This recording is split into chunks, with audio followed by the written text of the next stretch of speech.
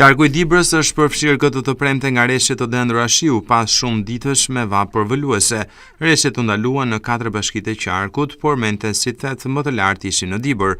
Për rreth 2 orë reshjet ishin prezente shoqëruar me erë të fortë dhe kufizim të qarkullimit të automjeteve në të gjitha rrugët kryesore. Ndërkohë reshjet intensive përfshin bashkitë Dibër e Bulqis, ku pati edhe erë të fortë, ndërsa intensitet më të ulët pati në bashkitë Mate Klos. Temperaturat maksimale zbritën deri në 15 gradë Celsius nga 37 që ishin vetëm një ditë më parë. Ndërkohë nuk dihet nëse ka patur dëme në sektorin e bujqësisë, por për fat të mirë, ndryshe nga disa zona të tjera, në qarkun Dibër nuk është raportuar për reshje breshëri, të cilat mund të shkaktonin pasoja të rënda në të gjithë sektorët e bujqësisë, e veçanërisht në ato të frutikulturës. Sinoptikanët parashikojnë ndërprerje të reshjeve të shiut të paktën deri në ditën e hënë, ndërkohë temperaturat maksimale pritet të shkojnë deri në vlerën 32 gradë Celsius dhe ato minimale deri në 13 gradë Celsius.